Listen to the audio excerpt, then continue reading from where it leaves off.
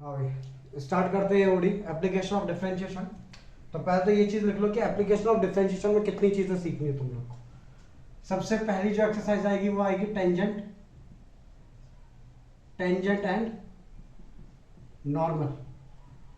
फिर सीखेंगे हम लोग अप्रोक्सीमेशन, ठीक है। फिर एक आएगा या अप्रोक्सीमेशन के बाद इसके बाद टेंजेंट एंड नॉर्मल के बाद हम सीखेंगे rate of change, rate of, 2 minute को। टेंजेंट एंड नॉर्मल से पहले एक सीखते हैं रेट ऑफ चेंज सीखते हैं। इस बार उल्टा करता हूं इस साथ। सबसे पहले सीखते हैं rate of change, rate of change, ठीक है। दूसरे नंबर पे सीखेंगे हम लोग टेंजेंट एंड नॉर्मल। तीसरे नंबर पे सीखेंगे अप्रोक्सीमेशन, ठीक है। चौथे नंबर पे सीखेंगे हम लोग इंक्रीजिंग एंड डिक्रीजिंग फंक्शन। और आखिरी में सीखेंगे हम लोग maxima and minima, maxima and minima. Chapter कितने मार्क्स का आता है पेपर में? 10 मार्क्स का तो है ही है, पक्की बात है। एक 6 मार्क्स का और एक 4 मार्क्स का। तुम्हारे इसमें अगर मैं बोलूँ तो तुम्हारे टाइम पे 5 का आता है, और उससे छोटा कितने मार्क्स का आता है? 5 के नीचे कौन से कितने मार्क्स का क्वेश्चन होता है? 5 और 3, तो 8 का तो तुम्हारे यहाँ पक्का है, तुम्हारे लेवल पे 8 का तो पक्का है। उसके ऊपर आ जाए तो पता है। समझे क्या? समझे क्या? और चेक करेंगे अगर हम लोग इसको भी चेंज कर पाए तो इसको भी ऊपर नीचे कर लेंगे। अप्रोक्सीमेशन पहले करेंगे, टेंजेंट एंड नॉर्मल बाद में करेंगे, ठीक है। करो स्टार्ट, बोलो भाई। तो सुनना यहाँ पे रेट ऑफ चेंज क्या होता है, पहले मैं इसकी बात करता हूँ थोड़ी। What is rate of change, ठीक है। तुम लोगों ने क्लास उसमें 11th में, क्लास 11th में 3 चीजें पढ़ी थी। पहले तो 2 चीजों की बात करता हूं मैं। वेलोसिटी पढ़ा था और एक पढ़ा था एक्सेलरेशन, हाँ कि ना।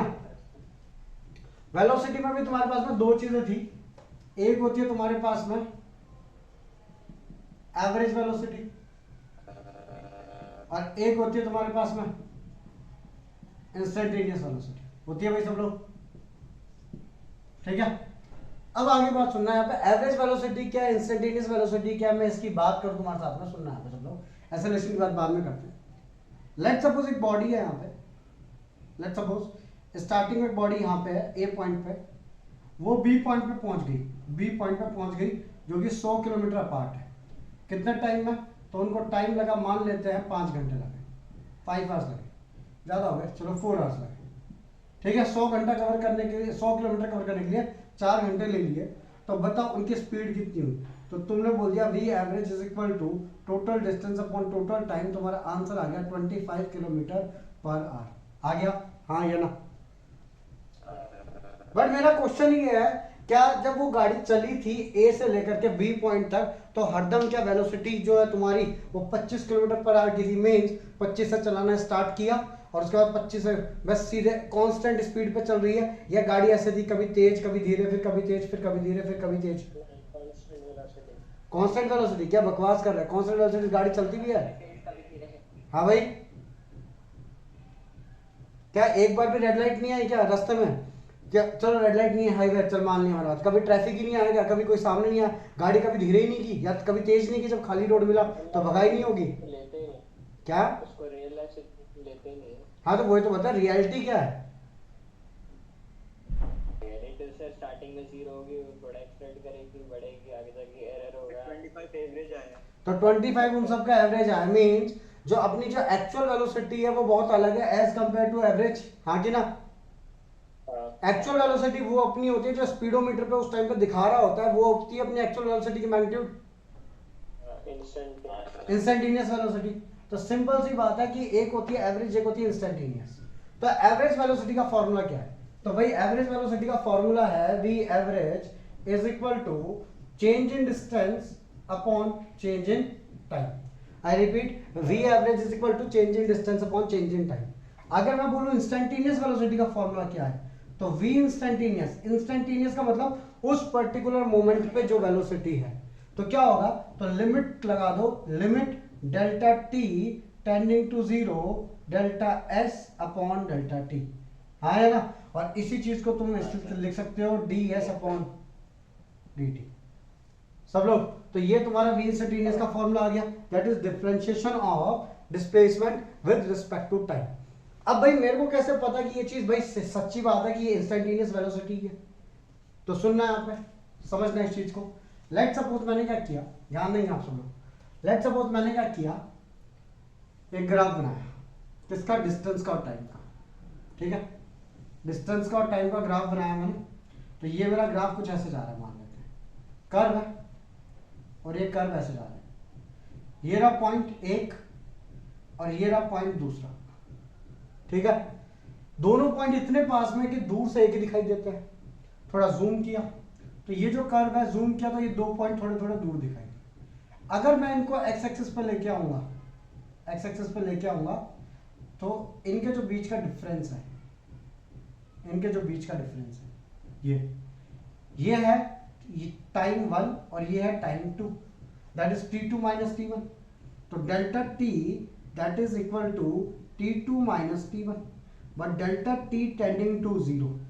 डेल्टा t टेंडिंग टू 0 का मतलब होता है कि t2 में से t1 जब माइनस करोगे तो वो लगभग 0 के बराबर है। आई रिपीट, वो 0 नहीं है, वो लगभग 0 के बराबर है। इसका मीनिंग क्या होता है कि t2 माइनस t1 इज लगभग इक्वल टू 0। समझे? मीन्स इतना छोटा टाइम इंटरवल कि पॉइंट के आगे 0 0 0 0 0 0 0 0 0 लगाते जाओ, ठीक है।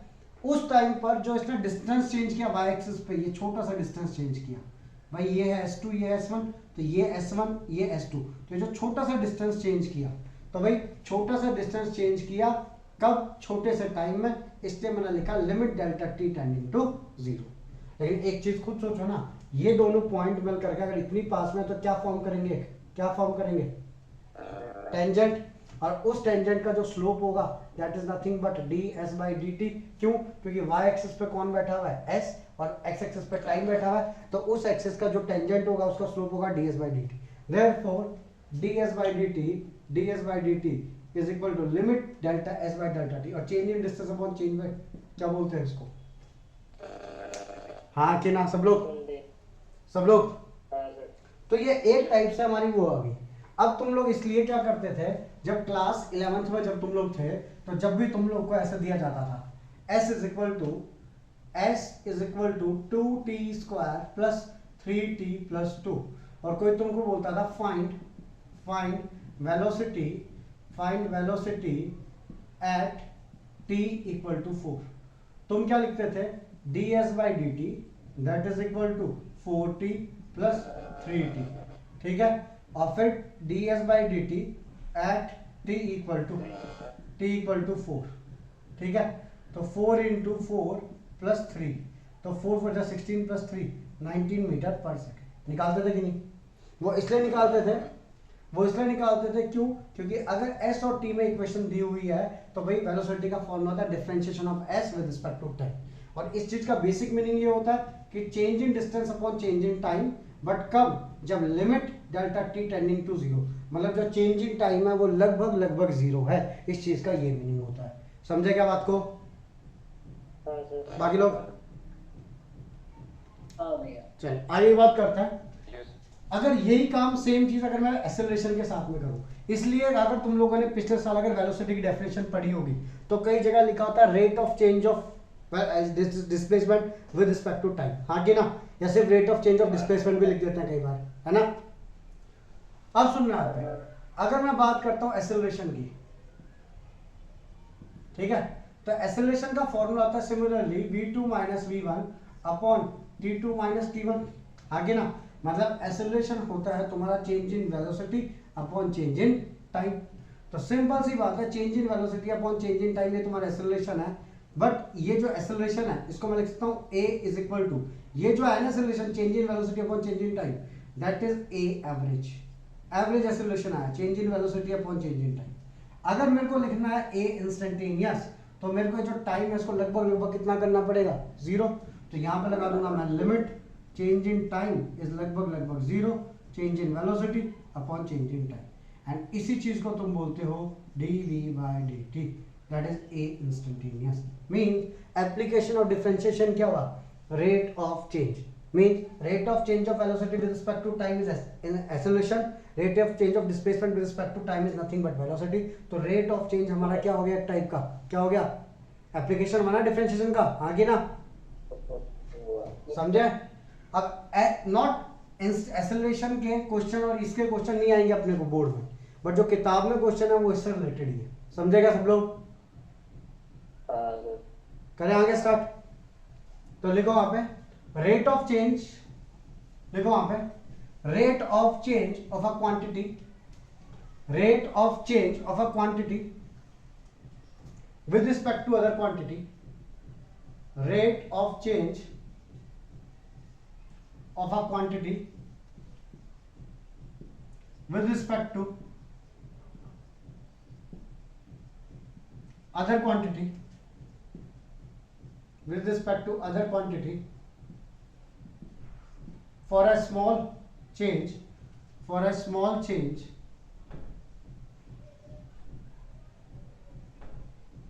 is given by is, yeah, for a small change can be expressed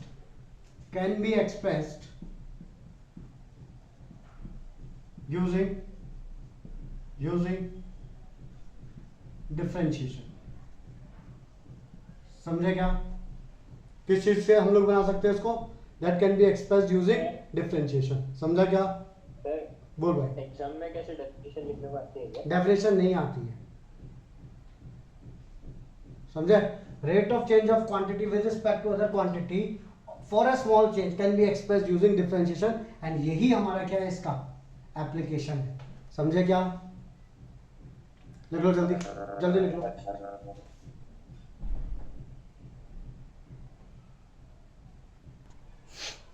हाँ तो भाई एनसीईआरटी की एक्सरसाइज खोलेंगे 6.1 और 6.1 के कुछ क्वेश्चन करेंगे हम लोग, कुछ क्वेश्चन करके दिखाऊंगा, सारे नहीं करेंगे। तो पहला क्वेश्चन देखें, find rate of change of area of circle with respect to radius. Find rate of change of area of circle with respect to radius of circle when number 1 r equal to 3 centimeter, number 2 r equal to 4 centimetre. दिया हुआ ये question, हाँ कि ना। चलो भाई अब आ जाओ यहाँ पे। एरिया का फॉर्मूला क्या होता है बताओ जल्दी से। A equal to pi R square, और साफ साफ बोला rate of change of area with respect to radius, मतलब तुमको बोला है D A by D R. क्या बोला है, डी ए बाय, मतलब differentiation of area with respect to r, तो that is equal to pi तो ऐसे ही रहेगा, और r का with respect to r square का 2r हो जाएगा, हाँ कि ना। तो therefore dA by dr is equal to 2 pi r। बोल सकता हूं भैया सब लोग, हाँ या ना। therefore अब पहला पॉइंट, पहला वाला जो है dA by dr जब r की वैल्यू कितनी है 3 centimetre is equal to 2 pi into 3, तो आंसर इज 6 पाई सेंटीमीटर। अब क्यों सेंटीमीटर भाई, dA by dr change in area that is centimetre square unit आएगी, divide by change in radius कितनी यूनिट आएगी, सेंटीमीटर। कैंसिल हो गया, कितना आ गया 6 pi centimetre. Second dA by dr at r equal to 4 centimeter, that is equal to 2 pi into 4, so that is 8 pi centimeter, और you can say centimeter square per centimeter, एक ही बात। देखेंगे जल्दी से,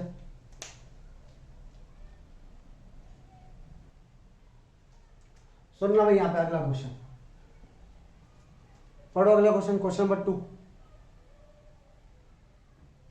पढ़ो। क्या बोला गया, the volume of a cube is increasing at the rate of 8 centimetre cube per second. Question number 2 exercise 6.1 का।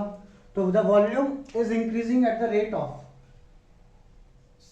8 centimetre cube per second. Volume is increasing volume increasing क्या लिखेंगे?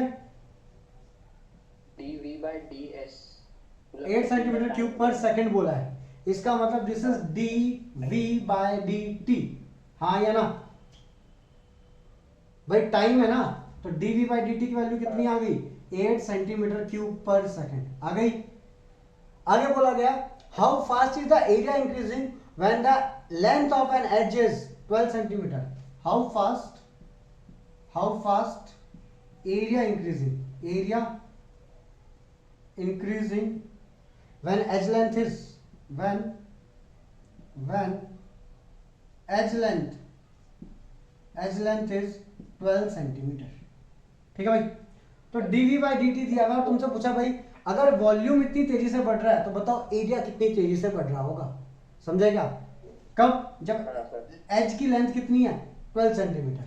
ठीक है, तो सुनना है यहाँ पे एक चीज सब लोग, अगर मैं मान लेता हूं एक क्यूब है, यहाँ पे एक क्यूब है, उसका एक 1 की साइड है, तो इसका एरिया 6 का हो गया। कितने का हो गया? 6 का, हाँ या ना? ठीक है, अच्छा जी। अगर एक क्यूब है वो 2 सेंटीमीटर का है, तो उसका एरिया कितना हो गया? 2 2 जा 4, 4 6 जा 24, मतलब कितने से मल्टीप्लाई हो गया? 4 से। अगर एक क्यूब है मेरा 3 सेंटीमीटर का, और बड़ा कर लेते हैं क्यूब को, 3 सेंटीमीटर का, तो उसका एरिया कितना हो जाएगा? 54, हाँ कि ना? अब ये पता नहीं कि इसमें अगर एडिशन देखूं तो इसमें एडिशन 18 का हुआ है और इसमें एडिशन कितने का हुआ हो गया अभी? 30 का। मतलब जो एरिया बढ़ रहा है, हर सेंटीमीटर पे जो एरिया बढ़ेगा वो ज्यादा बढ़ता जाएगा, हाँ कि ना? तो भाई इसका जो वॉल्यूम है वो 1 क्यूब हुआ, इसका वॉल्यूम हुआ 2 का क्यूब, इसका वॉल्यूम हुआ 3 का क्यूब, मींस 1 8 27, अगले वाले का 64, मतलब यहाँ पे चेंज आ गया 7 का, यहाँ पे चेंज आ गया कितने का? 19 का, और यहाँ पे चेंज कितने का आ गया? 37 का, हाँ या ना सब लोग? तो अब क्या बोला जा रहा है कि जब वॉल्यूम जो चेंज हो रहा है वो 8 सेंटीमीटर क्यूब पर सेकंड से चेंज होगा, समझे क्या? 1 सेकंड में कितना सेंटीमीटर क्यूब चेंज होगा? वॉल्यूम 8। ठीक है, तो बताओ उस टाइम पर एरिया किस तरीके से इंक्रीजिंग कर रहा है और एच लेंथ कितनी है वहां पे? 12 सेंटीमीटर। समझे क्या चीज? चलो, तो अब आगे की बात करते हैं, सुनना है। तो वॉल्यूम तुमको पता है dv by dt, but volume का फॉर्मूला क्या होता है? Volume is equal to a cube या l क्यूब, जो बोल लो। If the side of the cube is a, then volume is a cube. But तुमको पता है dv by dt is equal to 3a square into da by dt आएगा, हाँ या ना? और dv by dt की वैल्यू कितनी दी हुई है? 8, that is equal to 3a square into da by dt। Yes और नो सब लोग? 3a स्क्वायर, हाँ, 3a स्क्वायर, एक क्यूब का डिफरेंशिएशन 3a स्क्वायर, क्योंकि वॉल्यूम तो तभी बढ़ेगा ना जब मेरी क्यूब की साइड भी बढ़ेगी। इसका मतलब ये कांस्टेंट नहीं है, ये क्या है? वेरिएबल है, हाँ कि ना? तो सिंपल सी बात है, v is equal to a cube, volume तब बढ़ेगा जब साइड बढ़ेगी। तो dv by dt मतलब change of differentiation of volume with respect to time is equal to change differentiation of this with respect to time. तो a cube का हो गया 3a स्क्वायर और a का हो गया da by dt, हाँ या ना? But at a equal to 12, at a is equal to 12, a की वैल्यू 12 दी हुई है भाई, पुट करेंगे 8 इज इक्वल टू 3 इंटू 12 का स्क्वायर इंटू डी, या एक काम करो मत ही पुट कर, छोड़ो इसको यहीं पर रहना ऐसे। ठीक है, आगे की बात करते हैं। तुमसे क्या पूछा है? How fast the area is increasing पूछा है। चलो भाई, how fast the area is increasing, तो सिंपल सी बात है, एरिया कैसे इंक्रीज करेगा? तो मैं क्या लिखूंगा यहाँ पे? Area A is equal to 6a square, आगे ना? Therefore da by dt, da by differentiation of a with respect to time is equal to 6a square का differentiation 2a into da by dt आएगा, हाँ या ना सब लोग? अब चाहो तो पता है एक काम कर सकते हो कि da by dt यहां से वैल्यू निकालो, उठा के यहां पर पुट कर दो। तो da by dt is equal to da by dt is equal to 6 into 2a into, और da by dt की वैल्यू कितनी आ जाएगी? 8 अपॉन 3a स्क्वायर। तो 3 2 जा 6, एक a से एक a कैंसिल, तो da by dt is equal to 2 two जा 4 4 8 जा 32 डिवाइडेड बाय a, और a की वैल्यू कितनी दी हुई है 12, तो dA by dt is equal to 32 by 12 centimetre square per second. समझे क्या ये चीज सब लोग समझे क्या? हाँ, पहले क्या किया हम लोगों ने, v दिया हुआ था, v का फॉर्मूला हमको पता है a क्यूब, तो dv by dt equal to 3a square into da by dt। भाई वॉल्यूम तब चेंज करेगा ना जब लेंथ चेंज करेगी, तो dv बाई dt की वैल्यू दी हुई है हमको 8, तो 8 centimetre cube per second equal to 3a square into da by dt। Side में रखते हैं इसको। हमको पूछा how fast is the area is increasing when the edge length is 12 centimetre, तो a equal to 6a square लिखा, da by dt 6a square का differential 2a into da by dt। da by dt की value यहाँ से निकाल दी 8/3a square, 8/3a square, 3 2 जा 6 cut गया, एक a से a कट गया, तो 2 2 जा 4 4 8 जा 32, 32 बाई a आ गया, बट एज लेंथ कितनी दी हुई है 12 दी हुई है, 12 की वैल्यू पुट की आंसर आ गया। समझा क्या ये चीज सब लोग को? 8/3 सेंटीमीटर। चलो लिखो जल्दी से, लिखो उसको। नेक्स्ट क्वेश्चन देखना है यहाँ पर, अगला क्वेश्चन देखिए, क्वेश्चन नंबर 3 पढ़ो। The radius of a circle is increasing at the rate of 3 centimetre per second. ठीक है, और पूछा क्या गया, the radius of a circle is increasing uniformly at the rate of 3 centimetre per second, find the area at which the circle is increasing when the radius is 10 centimetre. तो question number 3, radius of circle is increasing at the rate of 3 centimetre per second, तो dr by dt equal to 3 centimetre per second. ठीक है, find the rate at which the area is increasing, मतलब तुमको चाहिए da by dt चाहिए तुमको, कब? जब r की वैल्यू कितनी है 10 सेंटीमीटर। तो सिंपल सी बात है भाई, ध्यान देंगे आप सब लोग, एरिया का फॉर्मूला क्या होता है पाई आर स्क्वायर, यहां पे dr बाई dt और तुमको da बाई dt चाहिए, मतलब डिफरेंशिएट कर दो both side with respect to, differentiate both sides with respect to time, तो da by dt is equal to 2 pi r into dr by dt। भाई pi तो as it is, R square का differentiation 2r into dr by dt, और dr by dt की value कितनी है 3, therefore da by dt is equal to 2 pi r into 3, हाँ कि ना, और r की वैल्यू कितनी है 10, तो da by dt at r is equal to 10 centimetre is equal to 2 pi into 10 into 6, that is equal to 65 क्या 60 into 3, sorry into 3 3 two 6 60 pi centimetre square per second. देखेंगे जल्दी से,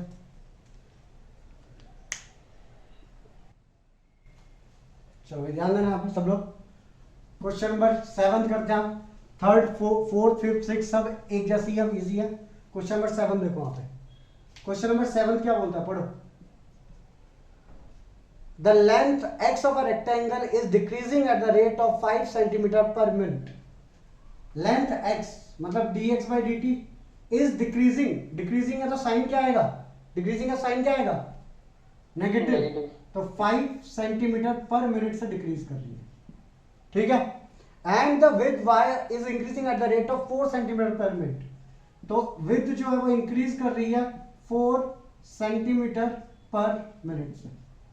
ठीक है भाई, when x equal to 8 y equal to 6, when x equal to 8 centimetre y equal to 6 centimetre, क्या निकालना है तुमको, find the rate of change of perimeter,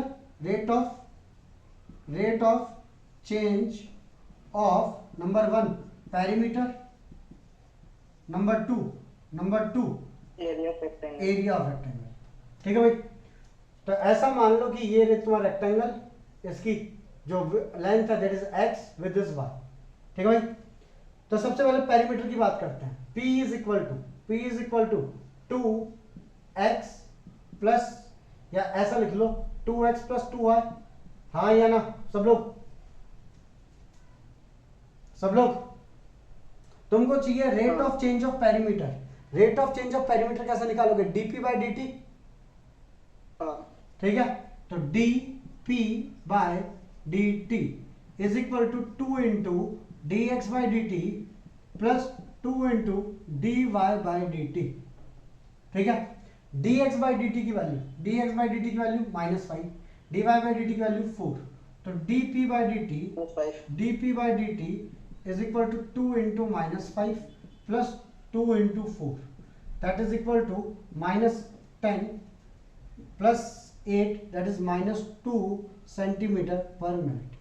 means अगर लेंथ तुम्हारी डिक्रीज हो रही है और ब्रेथ तुम्हारी इंक्रीज हो रही है, लेंथ कितने से डिक्रीज हो रही है, -5 सेंटीमीटर पर मिनट से, ब्रेथ कितने से इंक्रीज हो रही है, 4 सेंटीमीटर पर मिनट से, समझा क्या। तो भाई उस टाइम पे जो तुम्हारा चेंज इन पेरीमीटर होगा वो डिक्रीज होगा, कितने से, 2 सेंटीमीटर पर मिनट से, -0 उसकी डिक्रीज होगा और वैल्यू कितनी होगी उसकी, 2 सेंटीमीटर पर मिनट, समझा क्या ये सबको। सर हाँ भाई पूछूं, बोल। इसमें ये भी तो बचा when x is equals to 8 और y is equals to 6। Sorry भाई, तो इसमें x बच रहा है क्या कहीं पे, x बच रहा है क्या कहीं पे, और समय 2 ही होगा, समझा। मतलब x बच नहीं रहा है, इसका मतलब लीनियर है, मतलब इसका मतलब है कि हर समय यहाँ पे ये 4 है, ये 5 रहेगा और यहाँ पे x और y है ही नहीं इसमें, समझा क्या। सर बोला क्यों है सर वो अपना, वो अगला पार्ट भी तो है, एरिया भी तो है अभी। चलो आगे, L into भी है वो। चलो एरिया की बात करते हैं, ध्यान देना आप सब लोग। तो area of rectangle is equal to, area of rectangle is equal to x into Y. अब तुमको चाहिए rate of change of area, तो rate of change of area is nothing but D A by D T is equal to, यहाँ differentiation करोगे तो D X by D T into Y, plus 2 लगेगा plus X into D Y by D T, हाँ या ना। चलो अब values put करनी स्टार्ट करो, तो D A by D T, D A by D T at, या एक काम करो पहले D x by D T की वैल्यू डालो, दैट इज -5, तो -5 वाई प्लस एक्स की वैल्यू है, एक्स की वैल्यू नहीं है, डी वाई बाई डी 4, तो ये आ गया 4x। Now D A by D T, D A by D T at x equal to 8 comma y equal to 6 is equal to -5 into 6 plus 4 into 8, that is equal to -30 plus 4 8 जा 32, therefore dA by dt is equal to 2 centimetre square per second. मतलब तुम्हारा perimeter तो घट रहा था but जो area होगा वो क्या कर रहा होगा, इंक्रीज कर रहा होगा, कब, जब x की वैल्यू 8 है और y की वैल्यू कितनी है, 6 है, समझे क्या सब लोग, लिखेंगे जल्दी से इसको। तो लास्ट में लिख देंगे जब ऐसा कहीं किया बट डिफरेंशिएशन तो नहीं किया। हाँ भाई, क्वेश्चन नंबर 8 देखेंगे, पढ़ो क्या बोला गया। क्वेश्चन नंबर 8 में बोला गया a balloon which always remain spherical on inflation is being inflated by pumping 900 cubic centimetre of gas per second. Means cubic centimetre बोल दिया मतलब क्या है, वॉल्यूम है, आगे ना, मतलब जो बलून है उसका वॉल्यूम चेंज हो रहा है with respect to time, that is 900 centimetre cube per second, समझे क्या सब लोग। पर इंक्रीज हो रहा है वॉल्यूम, हाँ तो इंक्रीज, तो मैंने कौन सा नेगेटिव लगा दिया, समझे, इन्फ्लेटेड मतलब इंक्रीज हो रहा है ना, इन्फ्लेशन बढ़ रहा है, समझे। Find the rate at which the radius of the balloon increasing, मतलब तुमको क्या निकालना है, d are by D t, कब, when the radius is, radius की वैल्यू कितनी है, रेडियस कितने से बढ़ रहा होगा, देखो एक बलून अगर वो स्फेरिकल बलून है तो उसका जब रेडियस बढ़ रहा होगा इधर बाहर की ओर तो उसका वॉल्यूम भी बढ़ रहा होगा, हाँ कि ना। तो किसी तो भी टाइम पर उसका जो वॉल्यूम बढ़ रहा है वो 900 सेंटीमीटर क्यूब पर सेकंड से बढ़ रहा है, ठीक है। रेडियस की वैल्यू अगर वहां पे 15 सेंटीमीटर है तो बताओ रेडियस कितनी तेजी से बढ़ रहा है, चलो देखते हैं, सब लोग ध्यान देंगे। मींस हर 1 सेकंड के अंदर जो गैस भरी जा रही है बलून के अंदर वो कितनी क्यूब है, 900 सेंटीमीटर क्यूब, तो उस टाइम पर रेडियस कितनी तेजी से बढ़ रहा होगा, कब, जब आर की वैल्यू 15 सेंटीमीटर है।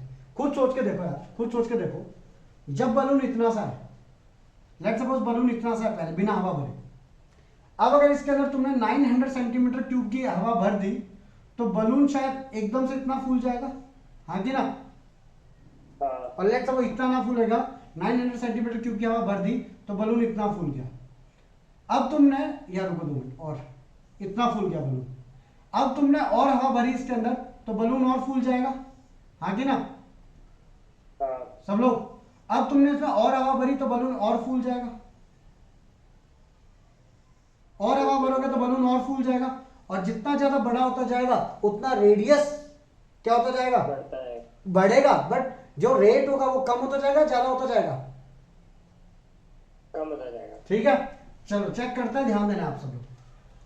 dv बाई डी टी, भाई वॉल्यूम क्या होता है? वॉल्यूम का फॉर्मूला होता है 4/3 पाई आर क्यूब। तो dv by D T rate of change of volume with respect to time that is 4/3 into pi R cube का हो गया 3r² into D are by D T. 3 से 3 cancel हो गया, तो dv by D T equal to 4 pi r² into D are by D T, हाँ या ना? But dv by D T की वैल्यू कितनी है? 900। तो 900 divided by 4 pi r² is equal to d are by D t. Check करो, rate of change of radius inversely proportional r² के, हाँ या ना? इसका मतलब जितना ज्यादा बड़ा होता जाएगा बलून, रेडियस धीरे धीरे बढ़ेगा, बढ़ेगा बट धीरे धीरे, हाँ या ना? अब हमको कब पता करना है? r की वैल्यू कितनी है? 15। तो D are by D T at r equal to 15 that is equal to 900 divided by 4 into pi into R का स्क्वायर। तो 15 का स्क्वायर 225 आएगा भाई। 225 जा 452 जा 900, तो ये इंटू होगा 4 से, कट गया, तो आंसर आ गया 1/π सेंटीमीटर पर सेकेंड। समझे क्या ये चीज?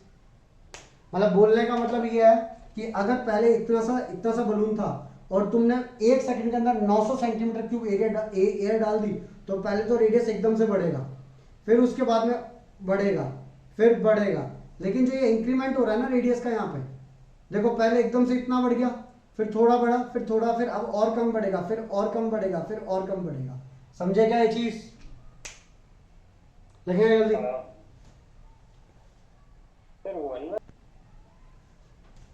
हाँ भाई, अगला देखते हैं क्वेश्चन नंबर 10।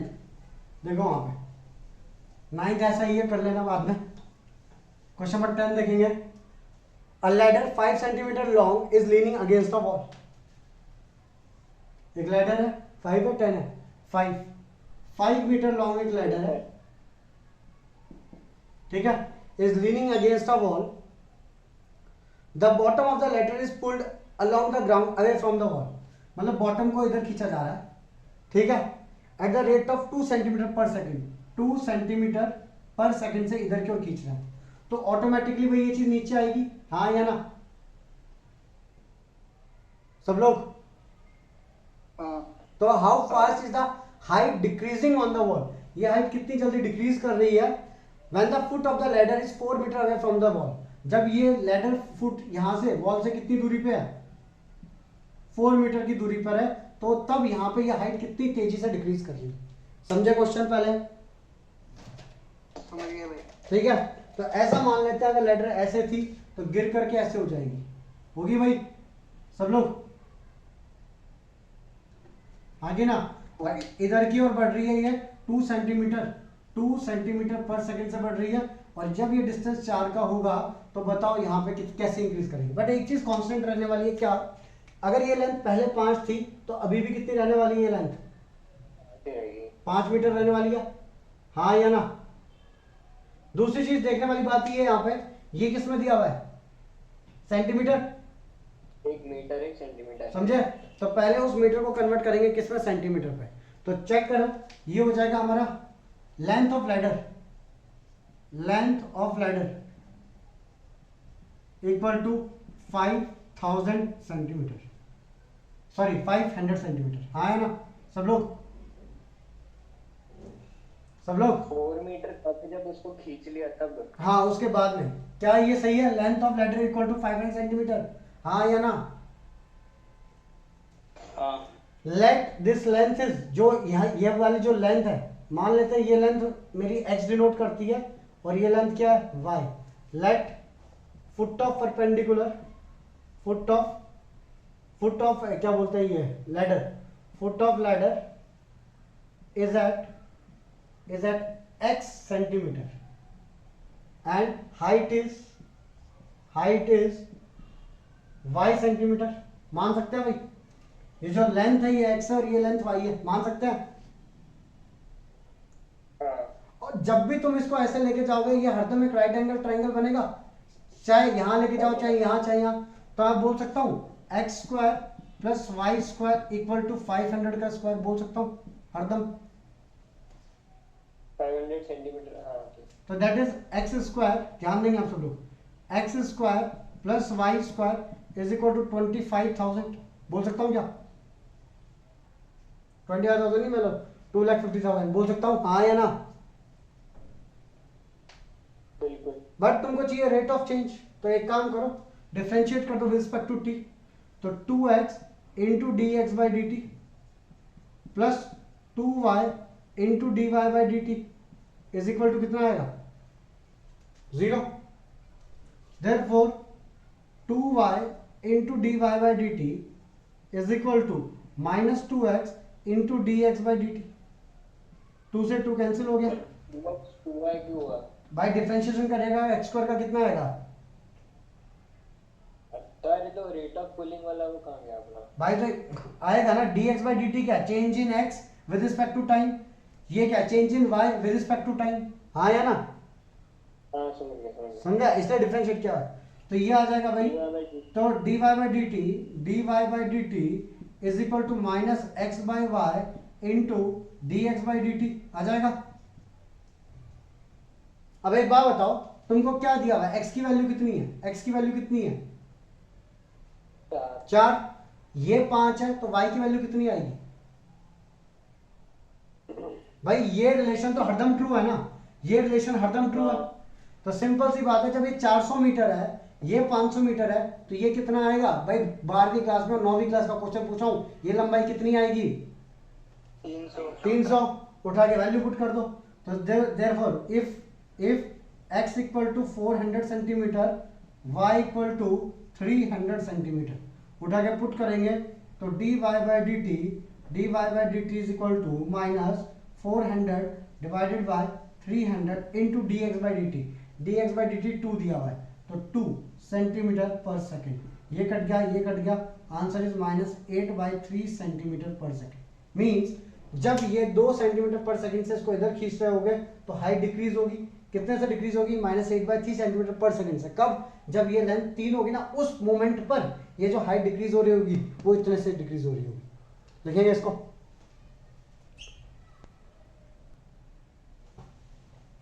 ध्यान दो। अगला क्वेश्चन, तो ये था हमारा कौन सा 10th वाला था, पढ़ो 11th वाला पढ़ो question.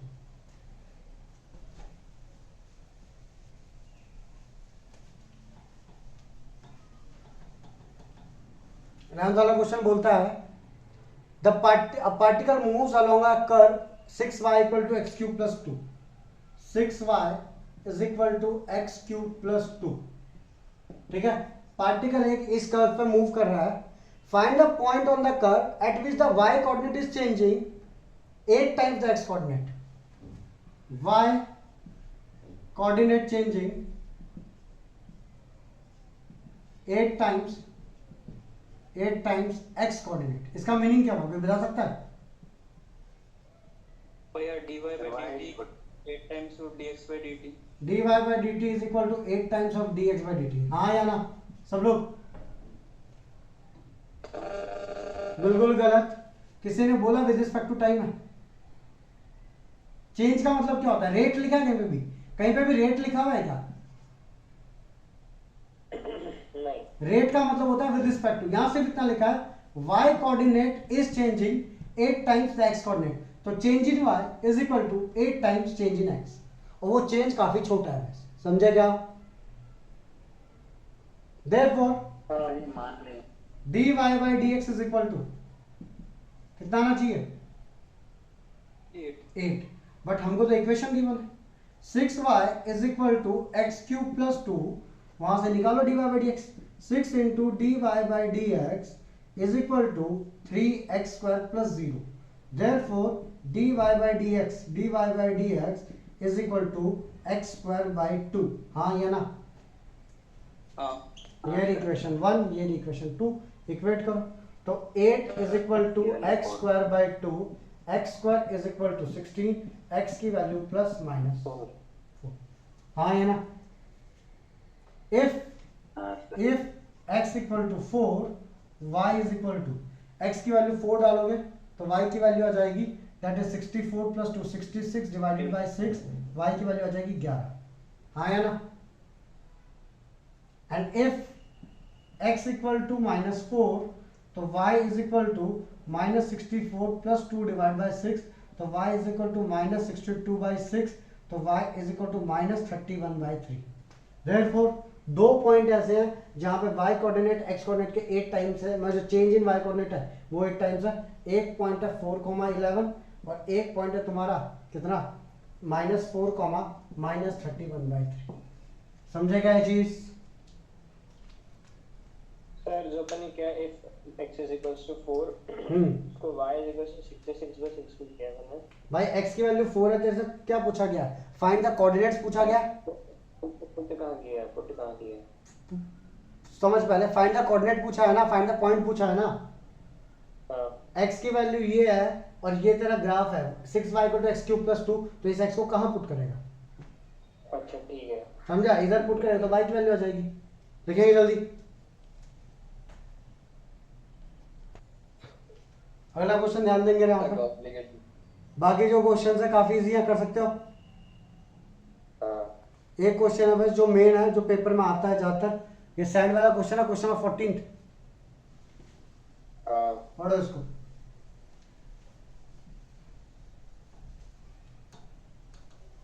Question number 14, sand is pouring from a pipe eight the rate of 12 centimetre cube per second. मतलब एक पाइप है, पाइप से जब रेत नीचे गिरेगा तो ऑब्वियसली पता है कौन बनाएगा यहाँ पे, हाँ कि ना? सब लोग भाई हाँ या ना? इस कौन का वॉल्यूम जो बढ़ रहा है dV/dt वो बढ़ रहा है 12 सेंटीमीटर क्यूब पर सेकंड की स्पीड से। इस कौन का जो वॉल्यूम बढ़ रहा है वो बढ़ रहा है 12 सेंटीमीटर क्यूब पर सेकंड की स्पीड से, ठीक है, मतलब रेट से, sorry. The falling sand forms a cone on the ground in such a way that the height of the cone is always 1/6 the radius। Height जो है वो हरदम रेडियस का कितना है? 1/6 है, ठीक है। How fast is the height of the sand increasing, मतलब तुम लोग को dH/dt निकालना है। हाउ फास्ट मतलब कितनी तेजी से हाइट बढ़ रही है। when the how far is the height of the sand cone increasing, when height is कितना सेंटीमीटर? 4 सेंटीमीटर। समझेगा ये चीज? समझे? बोलो भाई। फिर r रेडियस, हाँ r रेडियस है। बोलो क्या? कौन के वॉल्यूम का फॉर्मूला, कौन के वॉल्यूम का फॉर्मूला? v = 1/3 पाई r² h, ठीक है भाई। तो मैं निकाल रहा हूं, तुम लोग को चाहिए हाउ फास्ट, dH/dt चाहिए। तो मैं भाई क्या कर सकता हूं, मैं दो काम कर सकता हूं। यहाँ पे r को h की टर्म में लिख लो, r को 6h लिख सकता हूं, तो v = 1/3 पाई इंटू 6h का होल स्क्वायर इंटू h, तो v = 6 का क्यूब हो गया 216, हाँ कि ना? दैट इज 72 पाई h³ लिख सकता हूं, हाँ भाई। Now dV/dt is equal to 72 pi h³ का डिफरेंशिएशन 3h² इंटू dH/dt, ठीक है। तो dV/dt की वैल्यू कितनी है? 12, तो 12 is equal to 72 pi into 3h²। क्या भाई? 12 पाई आएगा ना? क्यों 12 पाई आएगा? 6 का स्क्वायर बोला है। सॉरी मेरी गलती है, 6 का, सॉरी मेरी गलती, क्यूब कर दिया मैंने। 6 का स्क्वायर 36/3, तो ये हो गया 12 पाई h³, तो ये हो जाएगा 36 pi into h² into dH/dt आएगा भाई सब लोग, ठीक है। h की वैल्यू डाल दो वहां पे, h की वैल्यू है 4, तो भाई 12 आ गया 36 पाई इंटू 4 का स्क्वायर इंटू dH/dt, ठीक है भाई।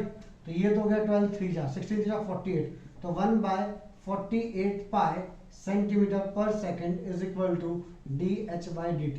मतलब हाइट इतने से बढ़ रही है, जब मेरे कोण क्या कोण का वॉल्यूम इतने से बढ़ रहा है तब मेरी हाइट इतने से बढ़ेगी। समझे क्या? जल्दी लिखो इसको।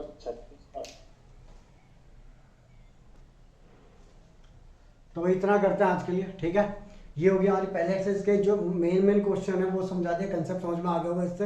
अब पूरी एक्सरसाइज करना तुम्हारा काम, ठीक है। अगली बार मिलेंगे, अप्रोक्सीमेशन वाला करेंगे और उसके बाद में जाकर के फिर इंक्रीजिंग डिक्रीजिंग और टेंजेंट वाला करेंगे। चलो फिर बाय बाय।